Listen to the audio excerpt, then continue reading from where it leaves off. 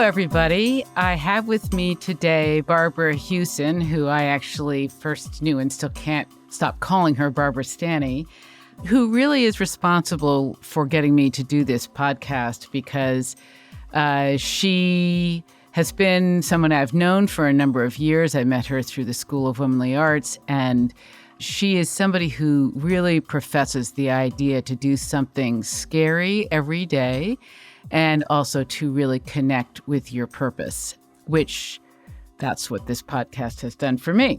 So I wanted her on the podcast because I often find myself saying, if you really want to understand what's going on in a complex system, you need to just follow the money. And, I've been saying on this podcast that empowering women is key to building a more peaceful planet and moving beyond war and armed conflict. And I also would say that because money is the currency of power, empowering women around money is key to empowering women. And that's where Barbara comes in, because she is the leading authority on women, wealth, and power. She is a best-selling author. She's written books like Prince Charming Isn't Coming, How Women Get Smart About Money, Secrets of Six-Figure Women, Surprising Strategies to Up Your Earnings and Change Your Life, Sacred Success, A Course in Financial Miracles, and others. She's been featured on Good Morning America, The View, The O'Reilly Report, and a lot of other popular news shows. Her background is business and journalism, and she just has a really wonderful personal story herself about how she's empowered herself around money and therefore has been able to help a lot of other people do the same. So here are some highlights of the interview, parts that I really thought were great.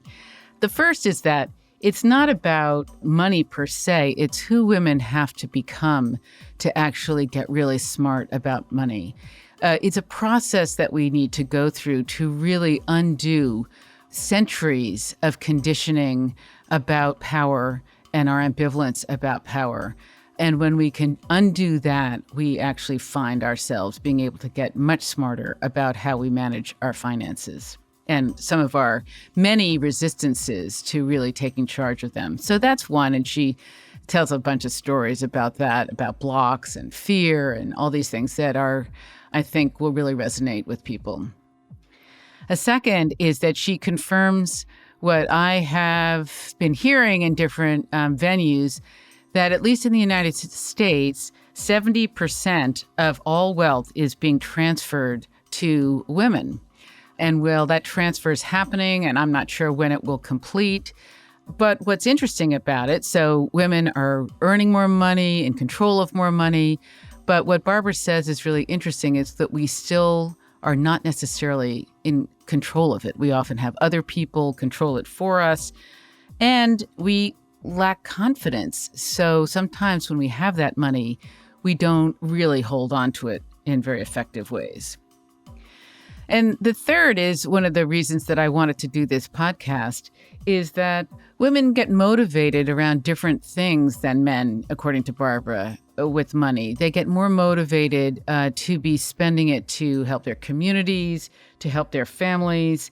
So I make the leap that given that we are spending on the planet $1.7 trillion a year on military expenditures, really an obscene amount.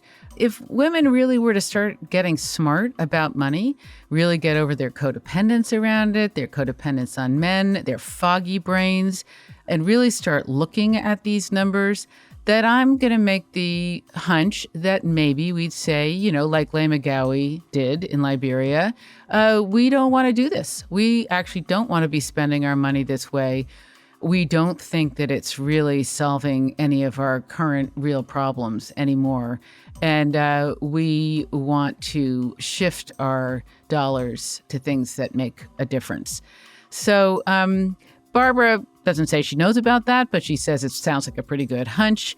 But anyway, I will let you listen to this delightful person who's so generous and so much fun to just be with and spend some time with. So without further ado, I bring you Barbara Huson. Enjoy.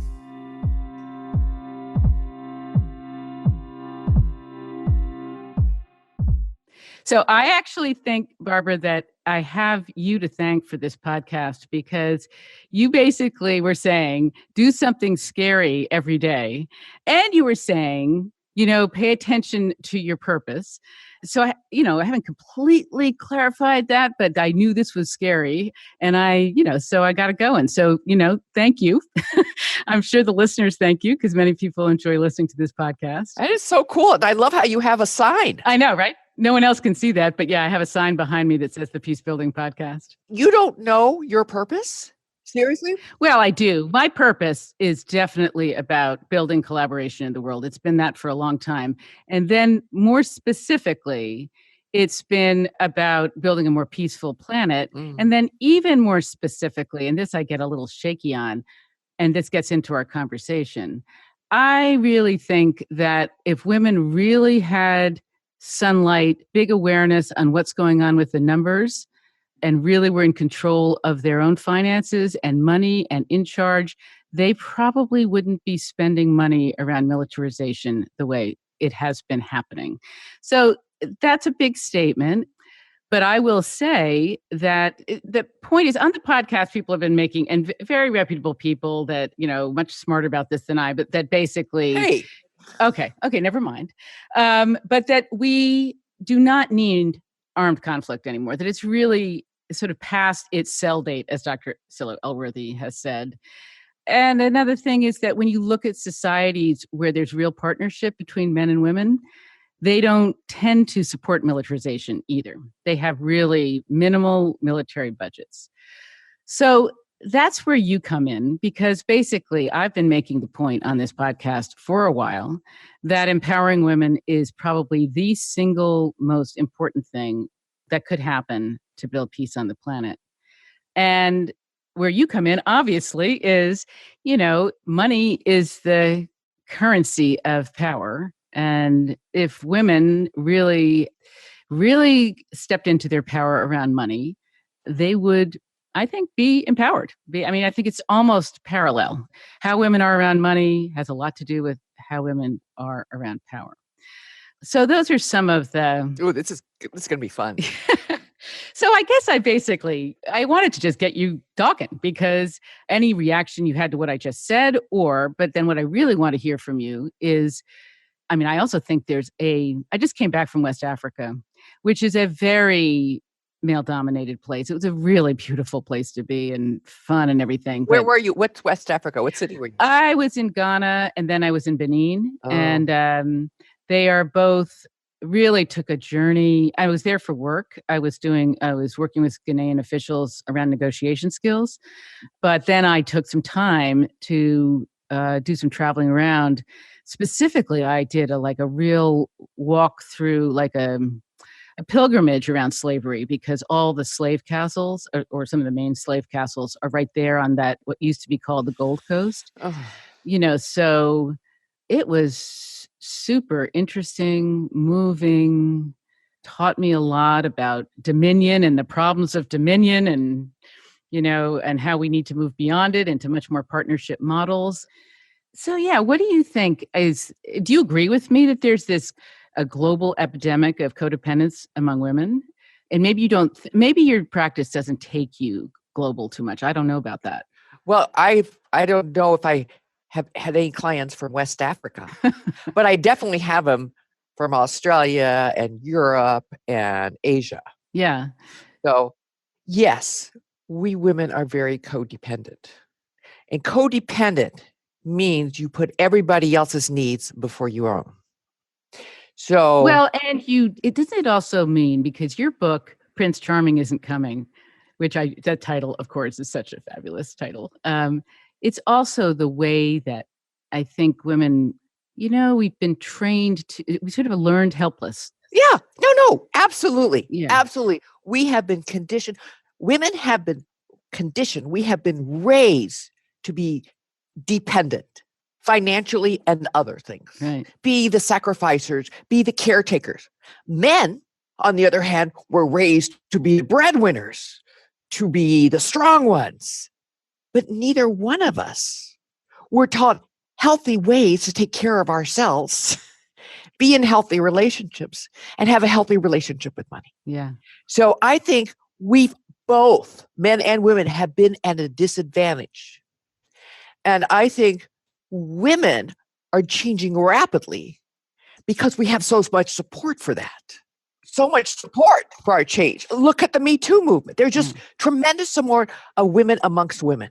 Even actually in the New York Times yesterday, even in West Africa, I just read an article because in one of the indices that measures women's empowerment, I mean, I couldn't quote you exactly the different criteria they're using, but West Africa is one of the most difficult places for women. It's the most traditional, patriarchal kinds of cultures. But even there, apparently, this article is all about how women are because they're listening to things on the radio and there's different kinds of messaging coming to them, that they're actually now seeking divorce in much greater numbers because their husbands aren't able to either support them, care for them, whatever. And they're saying, heck, I'm getting out of this. I'm going to make it on my own.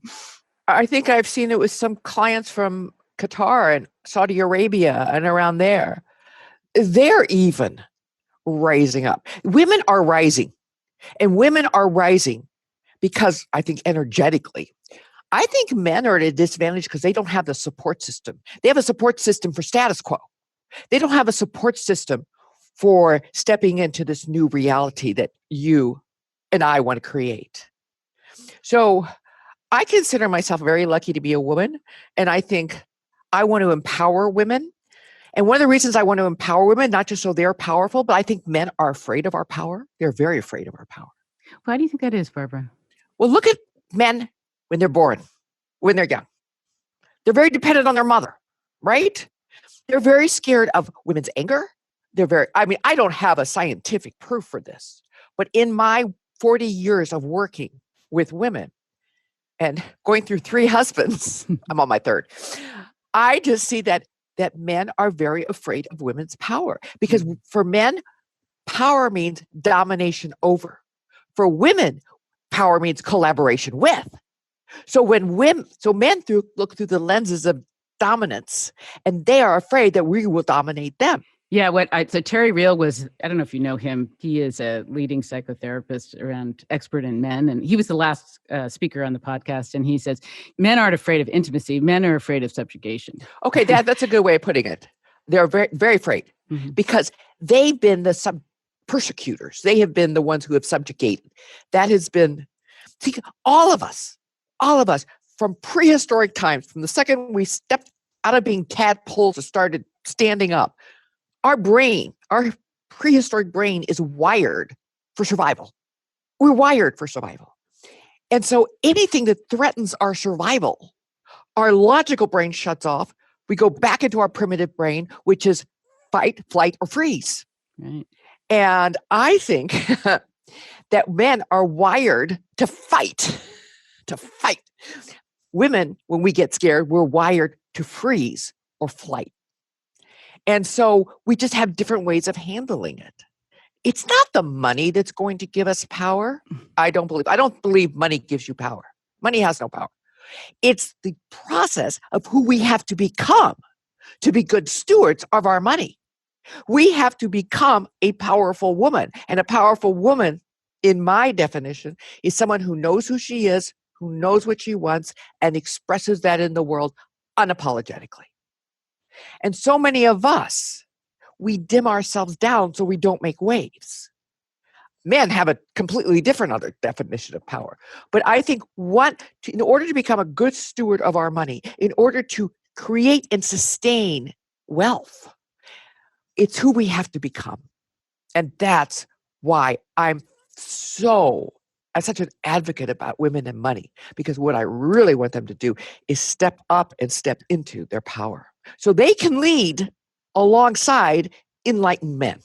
So what do you see? You know, I know you have one of your newer programs, I think it's called Rewire, which is such a great title as well. But what do you see as the real blocks? What gets in the way of women actually embracing this? Fear. And why? Because we feel threatened. I remember when I wrote my first book, Prince Charming, which you mentioned, Prince Charming Isn't Coming. I that's when I really saw, I just had a kind of a little glimpse of that women, it wasn't the money. It was women's fear of or ambivalence about power that kept them from getting smarter money. I mean, there's no better way to disempower ourselves than not to have enough money. Right. Yeah. And so I remember talking to a psychologist who specialized in financial issues. And I said to her, why do you think women are so afraid of their power? And she said to me something that gave me chills. She said, powerful women were burned at the stake. Yeah. And I think it is in our collective unconsciousness for centuries, we have been punished for being who we truly are. Yeah, I really relate to that. And I remember actually feeling when I watched The Burning Times, which is a pretty interesting documentary about that whole period in Europe, how I almost felt like I had a body memory of it. And I think other women have reported the same kind of thing. I have a question for you, Barbara, that I don't know if you know the answer to this. I think that I'm right in saying that in the United States anyway, in this century, is it currently that women have control or access to the majority of financial resources? Supposedly, according to, I don't know what statistics, 70% of all wealth will be transferred to women. So it hasn't happened yet. It hasn't happened. It's happened. Yes, okay. It has happened. It used to be, I think, 60% or 50%, 60% now. So we have tremendous wealth. We are making more money now before. We being women. We are making more money than ever before. We have more money than ever before. But we don't control our money. Either someone else does or because just because you have money doesn't mean you'll keep it. Yeah. So what I want to do is help women create wealth. Now, wealth, some people get very turned off by, but my definition of wealth is when you have more than enough. Well, I like your definition. I think you said something, by the way, I think I told you this, your blog, I read different blogs, but yours is my favorite blog. It is. It's short, it's simple, it's always so incredibly wise, and I always get something from it. But one of the things I got from it is this, that you said that the word wealth really comes from I forget the Latin word that means well-being. Wheel. It comes from wheel, W-E-A-L, that means well-being. Yeah. And that's really the whole point of creating wealth, is to create well-being. So who's to say what's wealthy? I've had clients that have $10 million and they don't feel wealthy. I've had clients who have far less, but they have enough and they feel wealthy. Well, it was interesting. It was interesting in Benin, particularly because it's one of the poorest countries, I think, in the world, if not in West Africa.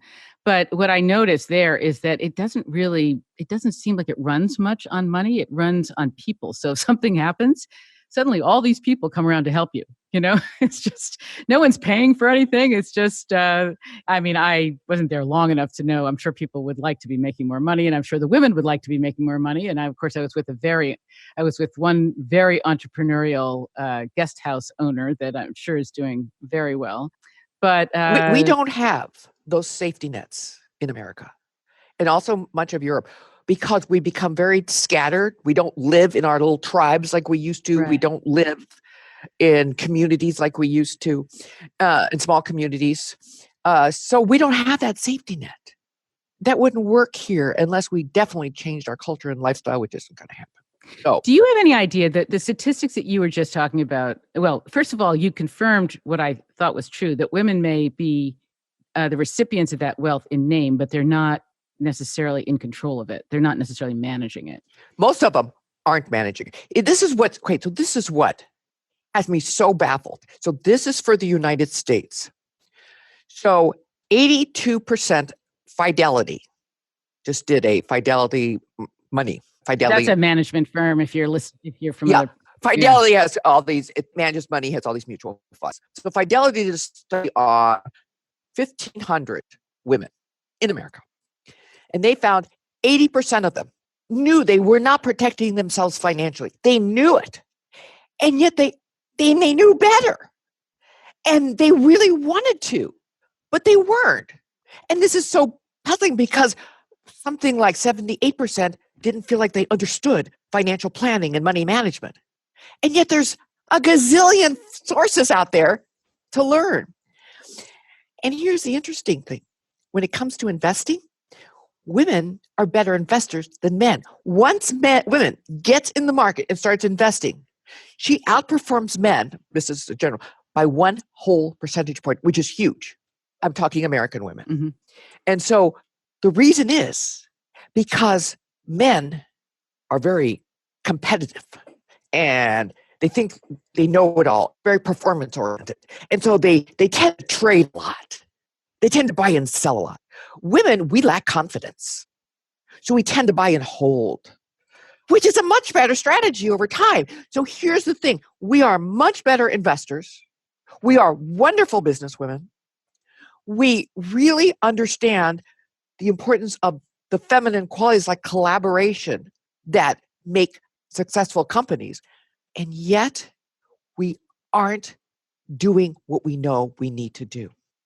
We lack the confidence. To take control. Yes, because there's a saying, you can only go as far as your self-image will allow. And our self-image as a group, I'm not saying individuals, as a group, and I can say this for overseas too, I can say this for other countries, our self-image as women has been molded and shaped over centuries and centuries, as we talked about earlier, to be the dependent one, to not understand finances. So you sure it's not that women feel like it's not going to be sexy if they actually, that they won't be loved, their husbands or their partners will get turned off by the fact that they actually are so powerful, they have more money than them. I had to say, I don't know, it's a pretty high profile, anyway, well, not to get into that, this person who has an online program, but she is doing fabulously well. And they're very transparent, she and her partner, about their relationship. And I know she's the driving force behind this business. And he just publicly said he was breaking up with her. And then they had a whole conversation about this, in front of everybody. But that when I was reading it, I thought, fundamentally, I think he feels outdone by her. He feels like he can't deal with that kind of power coming from a woman, that kind of financial, because she's really making a lot of money. Men are scared of our power. But let me just say, I know, so I came from a wealthy family and I married a man who was a stockbroker, but he was a compulsive gambler. And over the course of 15 years, I'd find out every year, many times a year, that he was gambling my money, my inheritance away, and I still let him manage it. Mm-hmm. And after our divorce, I got tax bills for $1 million. I didn't have $1 million. My ex had left the country. My father wouldn't lend me the money. I had 3 daughters. I knew I had to get smart. And so I tried, and my eyes would glaze over, my brain would fog up, and I went to a therapist. And I said to him, Daniel, I really want to get smart. I really want to get smart about money. And he looks at me and he says, no, you don't. And it's like I couldn't argue. He took the air out of my balloon. That moment, that part of me that didn't want to get smart just took over. And I didn't realize that was there. I just thought I was stupid. But there was a part of me that was scared. And my biggest fear was that my parents would be mad at me and that no man would love me. And I was a women's liberator. I went through that whole phase. I was right there marching. But here I was afraid a man wouldn't love me if I had money or if I was powerful. So I had to really work on that. And I'm not saying every woman has that, but I think some of us suffer from that. I so relate to this because I came from a affluent, in some ways, I mean, economically privileged. I wasn't so, there's many different kinds of privilege. But in my family, I came from a family that really was stripped of my power very early on. That my brother given all the power, the girls, absolutely not given power. And so I was conditioned very early on that men were supposed to manage money. Men were supposed to deal with money. And then it related to this. It was so funny. My mother would give, when she would serve dinner, she would give my brother a big plate of food and she would give the 3 girls smaller portions of food. Well, that translated into how much money we ultimately made. And I mean, I'm transcending my own inhibitions about money and my own ability to make money. But I think it was I was very anorexic about money. I felt like I it was dirty to actually deal with it. Oh, yeah. So, yeah. So, And in a lot of religions, we're told that money's dirty. In a lot of cultures, money is not for the woman to deal with. So it's like there's a lot of, let's say, brainwashing or contaminating our thinking about what we're really supposed to be and do. And it all gets down to, in my opinion, for women, it all boils down to it's who we have to become to really manage our money wisely. There's 3 levels of financial development. There's survival, not enough. There's stability, enough. And there's affluence, more than enough. And so in order to create stability or even more wealth, which is more than enough for each person, that varies, we have to break down years and years and years and centuries of conditioning. Because learning to manage our money, becoming affluent or even stable, means we have to make definite internal changes in ourselves. we have to grow up, basically. I think some of this is really about wanting to stay childish. Patriarchy likes children. It's afraid of adults. And, for women, I think we're special if we are rescued. So if Prince Charming comes and actually saves us or sleep, we get kissed by the prince and he wakes us up and all those kinds of things. And the Prince Charming, he's just a projection of our disowned self, our own power. And so I love that. There's many doorways to power. For me, money. Sometimes it's relationships, sometimes it's health. For me, it's money. It's about really recognizing, I think it's a rite of passage into our power, into adulthood, to become the responsible adult we are meant to be instead of the dependent children. I have to laugh at myself. I got divorced about 7 years ago now. And the first guy I dated, it was so transparent. He did sustainable investing, but he really seemed to know an awful lot about money. And it was like, oh, okay, so I'll date you and you'll solve my panic about money. And then the next guy I dated, I realized that wasn't going to work. The next guy I dated actually was really good at fixing my house. It's like, oh, okay, I'll date you. You can fix my house. Now, actually, through your help, I actually have a really wonderful financial person who's like empowered me no end and makes me do it all myself. So I'm really actually now take care of the money that I have. I completely manage it myself, which I feel great about. You don't know how happy that makes me to hear that. It's so different. I feel like I've gone through this process and I now have a handyman who deals with my house, but I've gone through this process of like extricating, in some ways, I'll use the word patriarchy again, out of me. Like, for instance, I had an accountant.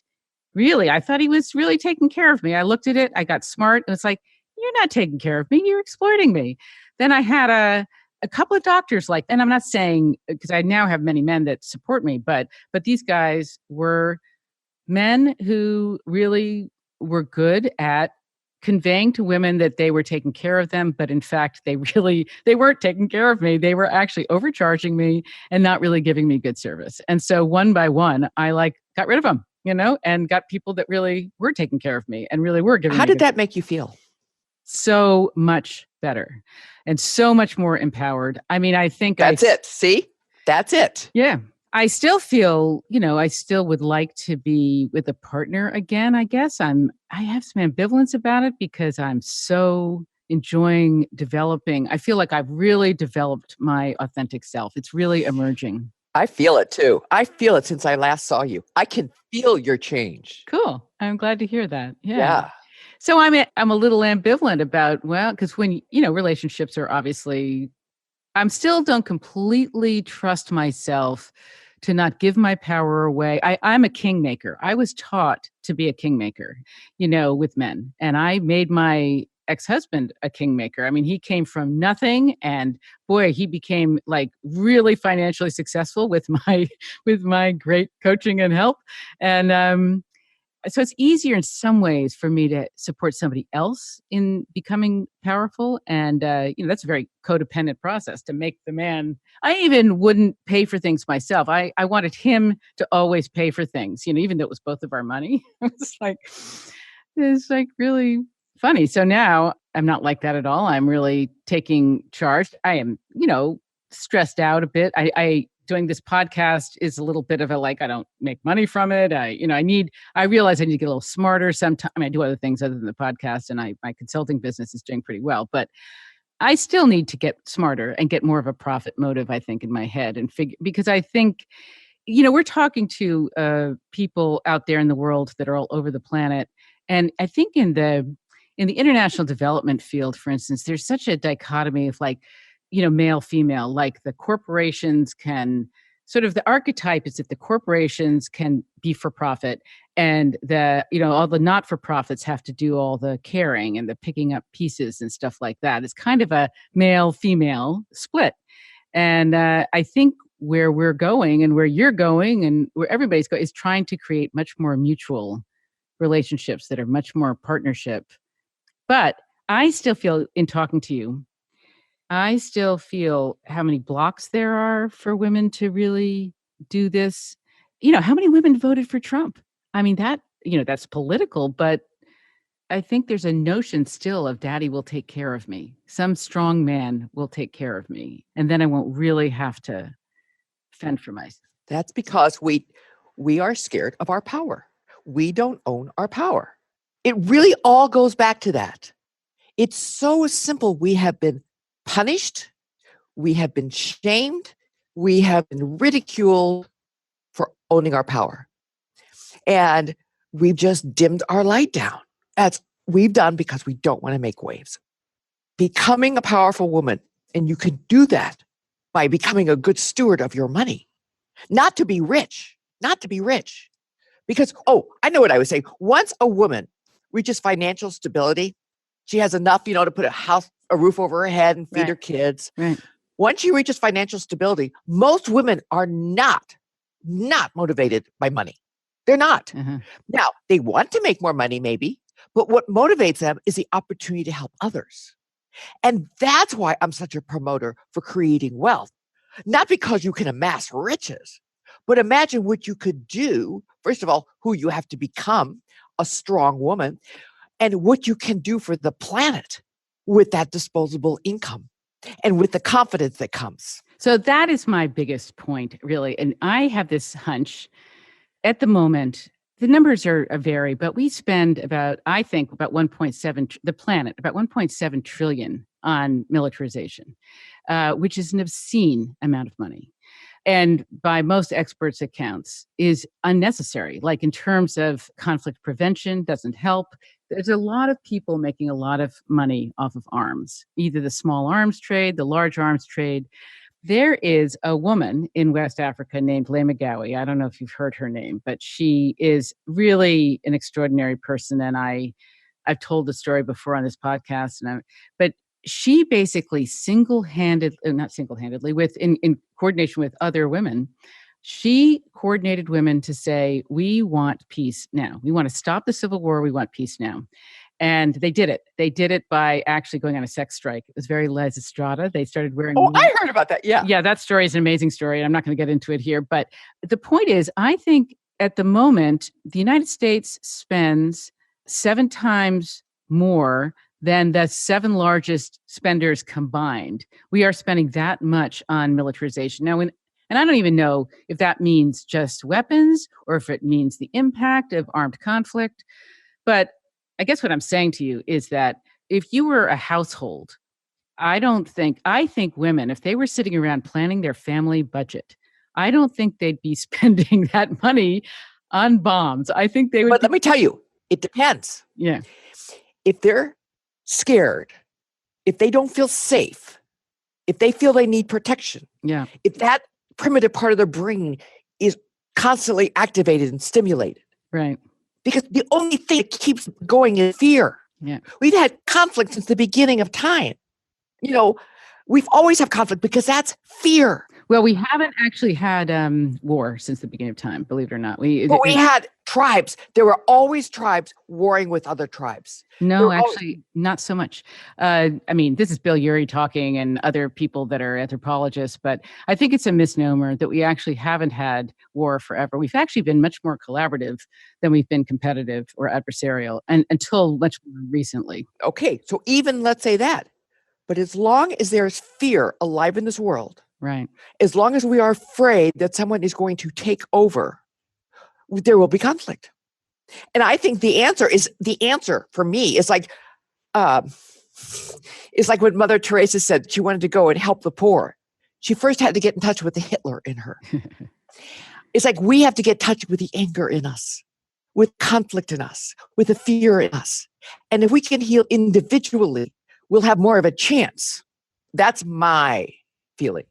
No, I agree with you. I think basically what we're trying to do is create a world that is safe for conflict, ironically, because it's more the methods that are being used. It's more that, for me, I have a history as being a mediator, of being somebody who's been teaching people negotiation skills forever. The more people learn about actually how to negotiate differences, they, actually picking up your fists and hitting somebody is not necessarily the best methodology. Exactly. But when you go into fear, and that primitive brain gets triggered and the logical brain shuts down, it is human instinct to fight or flee. Yeah. So I believe that if we could help each individual on this planet learn to come from a place of love and safety. Of course, I'm a spiritual being. But if we can do that, fear, we can control it. I think that's going to make a bigger difference. So what are you seeing in terms of the women that you empower with money? What are you seeing is happening with them and relationships? And I'm assuming now, I'm saying heterosexual women. No, we can do either. Heterosexual, lesbians. Okay. We can do relationship with anything, relationship with the children, relationship with their life, with friends. Because money is a relationship. Mm-hmm. And you change your relationship to money, you change your relationship in all other areas of life. You can't just deal with money. Like you slice up a pizza and say, I'm just doing money. Because whatever's going on with money is going on in other areas of your life too. So what happens when women start really, really doing the outer work, practical stuff, but also the inner work, something shifts in them and all their relationships change. And people can't stay with you because you've changed. And other people, the relationships gets deeper and richer, and you start attracting in people on the same wavelength. Does that make sense? Totally makes sense. So you actually don't think it kills love for people to get empowered about money? Well, let me tell you, my husband, I have a lot more money than my husband. My husband is a retired pilot, and we have the best relationship because he has such high self-esteem that he's not threatened by me. And I support him. I support him a lot financially because that's the way he needs to be supported. But he supports me emotionally the way I have never been supported by a man. Mm-hmm. So we figured out what each one of us needs. We've been together for 10, almost going on 11 years. And it's just been the most beautiful relationship I could ever imagine. That's really amazing. I don't know if there's, because it's a bit of a block to think about supporting. For me to think about, I don't know if I want to support some guy, if I actually meet somebody that I really like that's, doesn't have any money. But there's a lot of ways that I could be supported that don't have anything to do with money. Here's the thing. He's very financially responsible. If he was irresponsible, I wouldn't be with him. Mm-hmm. But he's very responsible with what he has. And, he bought himself an airplane. He bought himself a Harley. He does all that. But I'm telling you, I made a list of 31 things I wanted in a man. And he had 30. And the very first one is I wanted him rich. But he had those other 30. He had the depth and the intelligence and the caring and this high self-esteem, which I think is the most important factor. Why did you even care about rich? Because you had money, Barbara. Why did you care? Because I kept hanging out with men who didn't have money. And I still had that I want someone to take care of me thing going on. Mm-hmm, mm-hmm. My family was the men who take care of you. My mother got very upset because I was meeting men that didn't have money. Mm-hmm. My last husband had money. He was a lousy husband. He was the one who got you with the $1 million tax bill? No, that was the first one. Oh. The second one, he was a millionaire, but he was not happy with me. He was not supportive of me. He didn't like me working. Uh-huh. I was miserable. And I realized, wait a minute, I don't need money. I don't need money. It was this fantasy in my head that I was carrying around, just like many women are. Oh, if I had a rich man to take care of me, I would feel like so cool. Right. But really, I don't know. Then I realized I want a man who has high self-esteem. who is not threatened by a powerful woman. Yeah. And who's very responsible. And has their own ego in check, which is the same as having high self-esteem, because if you do. So, you've said a lot about fear for women. And I mean, what do you see happening? Do you see things changing for women around money? Oh, yeah, I do. And so say what you're seeing. Well, I think the whole paradigm of the world is changing. Yeah. And I think in order to create what you're talking about, in order to really create a more sustainable world, we have to have powerful women along with enlightened men. So I don't work with enlightening men, but there are other wonderful people that do. Right. But I really see more and more women stepping into their power and not being scared of it. That there's actually support in the world now, global support for a woman being a powerful woman. There's global support. And we've never had that. We have never had, maybe in past times before my time we did. But since I've been alive, and I've been alive for a long time, we have never had that kind of support. In the forms of, what are you seeing specifically? The Me Too, the Me Too movement, #MeToo. We are supporting each other. And we are calling out men on their abuse. I mean, that was always kept so quiet. I see huge things happening. I see women really wanting to get smart. Now, have we reached the 100th monkey? Are we there yet? No, but I absolutely see the shift occurring because I started doing this 40 years ago and a lot's changed in that 40 years. Do you see a big difference? I don't know how many millennial women you have coming into your programs. Not as many? No, I have millennial women. Now, mostly I have women over 30. I guess that's millennials too. But what I'm seeing... Just to be clear, just so the audience knows, your audience is, or your constituency is not necessarily people with money. They're just people who are trying to manage what they have. My constituency is women. My constituency is women who want to create wealth because they are purpose-driven. And because they know, as Mother Teresa said, it takes a checkbook to change the world. Did she say that? Yeah. I haven't heard that quote. That's a good quote. Yeah. So that's my constituency. And I want to empower them so they can go out and do what God put them here to do. So, Barbara, why you said that you think women will spend their money differently than men do. Do you think that would always be true? Or do you think... I don't know if they'd spend their money.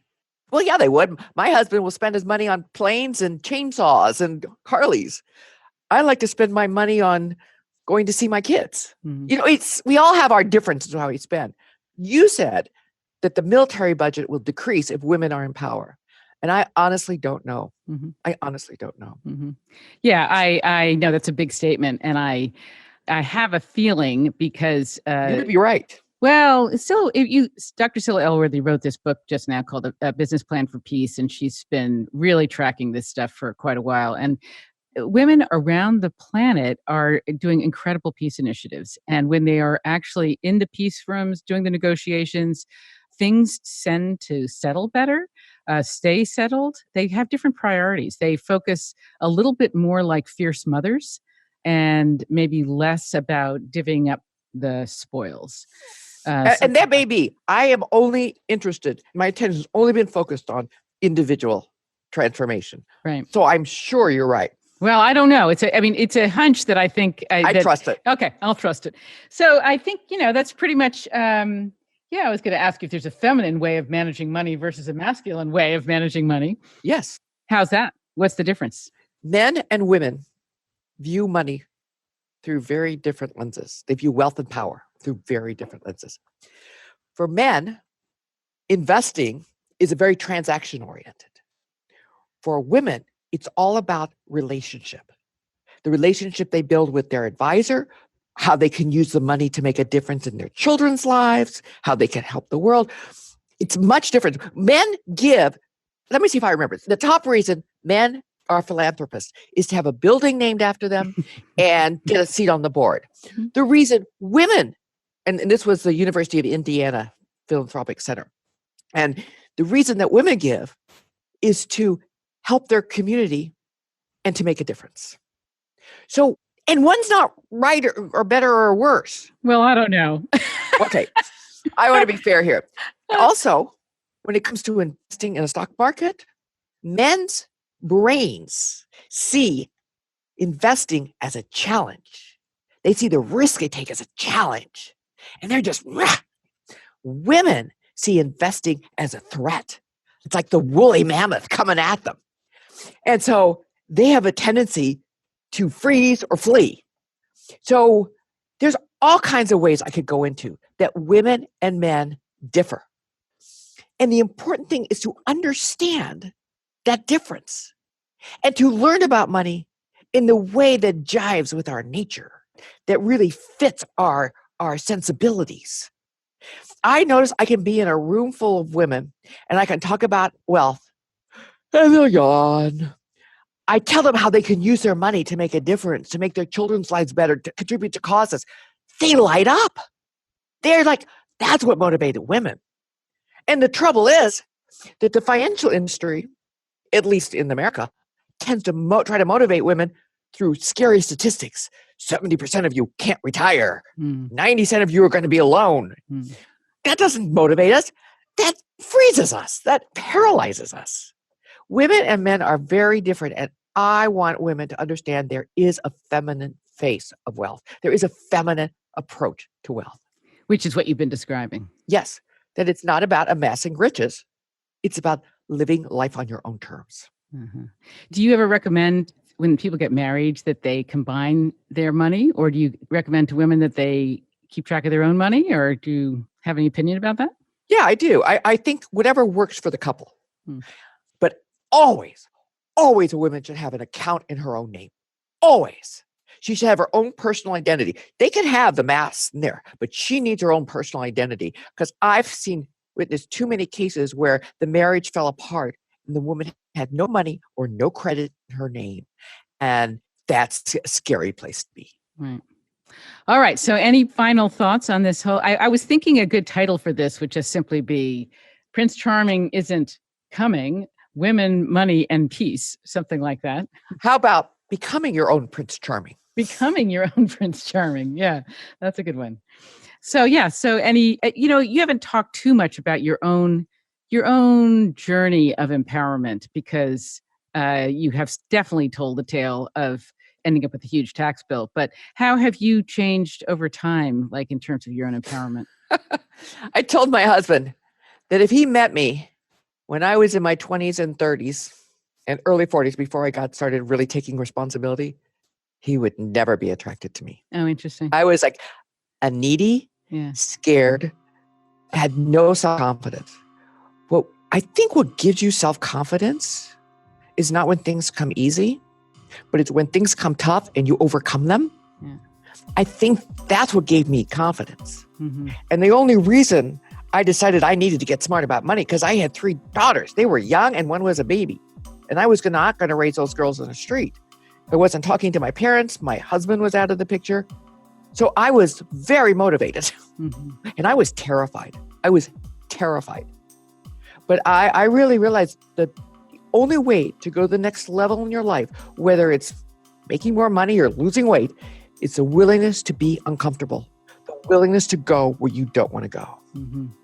Well, that's a good place to stop, I think. And really, thank you for your time and your enthusiasm and your insight, as always, Barbara. Really a pleasure to have you on the podcast. Thank you. And it was a pleasure. I love the way you interview. It's like a discussion.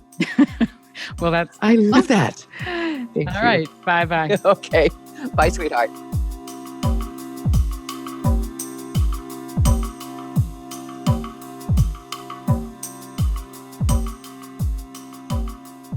Thanks so much for listening. To learn more about Barbara and her work, you can go to www.barbara-Huson.com. We have another really exciting interview coming up right on the tails of this one with Priya Parker, the author of The Art of Gathering. So stay tuned for that. And thanks again for all of your support and listening to the Peace Building Podcast.